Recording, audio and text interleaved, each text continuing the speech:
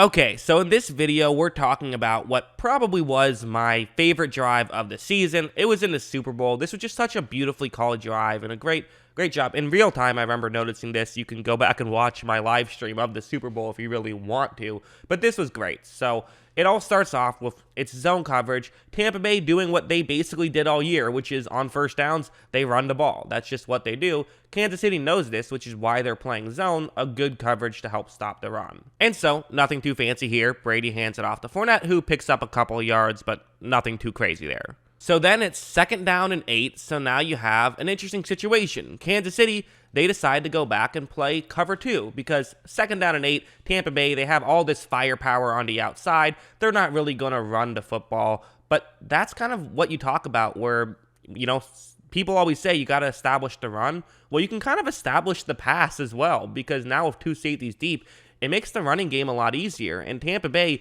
did a great job in this Super Bowl of not being afraid to run it when Kansas City played cover 2, whereas, on the flip side, Kansas City never really ran the ball, even though Tampa Bay played 2 safety deep the whole game, which is a big part of why Tampa Bay won. And watch, as you see, they're going to run the ball, and they're going to pick up a good amount of yards right here. Good running by Fournette. I'm not sure if the safety in the box would have changed too much, but they do pick up a few more yards, and they're able to create a 3rd down and 1 situation coming up. So then here on a 3rd down and 1, what do? Well, Kansas City, they appear to be playing man coverage of some kind, although they are disguising it well. It could be zone. Not clear entirely at the line. It is man coverage, though.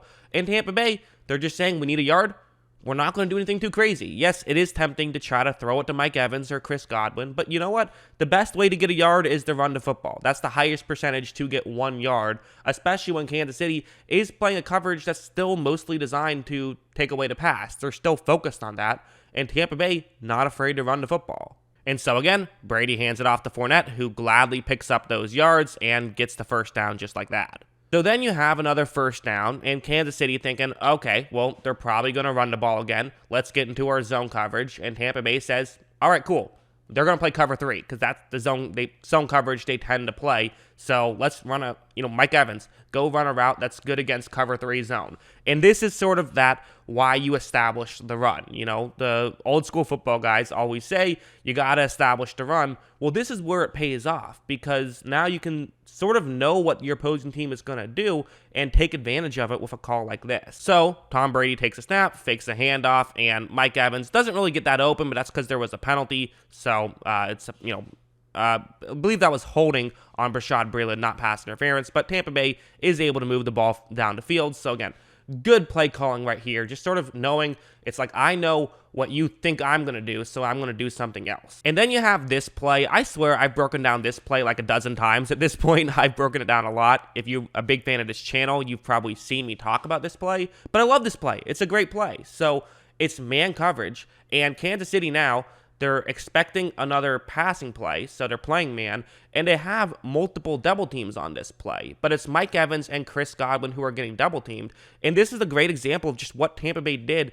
in this game, and this drive is a great example of that, where, they see you playing cover 2, they run the ball. They see you playing cover 1, they throw the ball. They see you double teaming Chris Godwin and Mike Evans, well, then they're going to do this. Brady takes a snap, another play action, and then he's going to throw it to Antonio Brown, who gets open. So, that's what you do. When you have 3 great receivers, you can't double team all of them unless you're going to play, with only a 3-man rush. So that's what's really fun about this whole drive, I think, was just doing stuff like that. Then there was this play. These are just kind of like good, well-executed plays. So it's going to be, it's a tight end screen to Cameron Brate. So Brate is going to sort of start off blocking. You see the player's going to go to the edge. Brate's going to kind of throw him over there and then turn around and see if he can get open. You'll also have Ryan Jensen, the center. He's going to pull over and block another Kansas City player. So you see how this play could work. And watch, Tom Brady fakes a handoff. He is going to flip it out to Brate, who does a good job after the catch, and he's able to pick up some yards and get the ball inside the 25-yard line.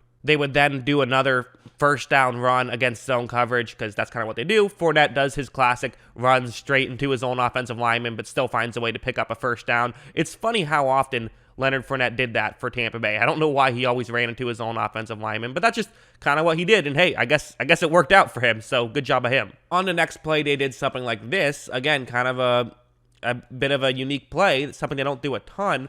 just a quick screen to Antonio Brown, pick up some yards. And as you see, Brady does get it over to Brown, so okay, you're picking up yards that way, and you're taking advantage of throwing on first down when clearly Kansas City expects you to be potentially running on first down. Kansas City just doesn't know what to do at this point. They don't know what coverage to run to beat Tampa Bay, because Tampa Bay is just doing every play they're doing on this one is just on this drive, it's just working out perfectly. And then finally, you had something like this, so it's going to be man coverage, and that's good news for Tampa Bay. They have a play that can beat man coverage, and they know from the first time these two teams played a lot that, for the Kansas City, a lot of times on second and third downs, they'll shift over to man. And so Tampa Bay had some man beaters, and this is one of them. Evans runs over sort of to get into the way as Gronkowski's going to run underneath, and hopefully he gets open. On top of this, you have a play action, which could fool some Kansas City players, and watch how well it works. The play action does kind of freeze Sorensen a little bit, and Sorensen just,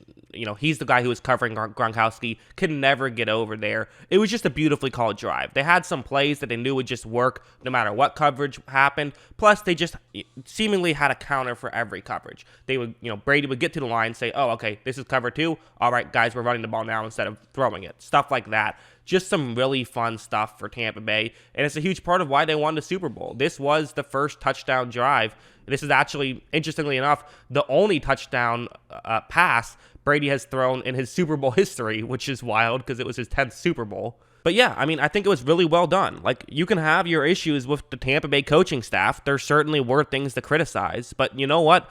When it really mattered, they came through in the clutch, and they got it done in the big games. The big games, they did not make any mistakes. And in the Super Bowl, it was kind of a perfectly called Super Bowl in a lot of ways.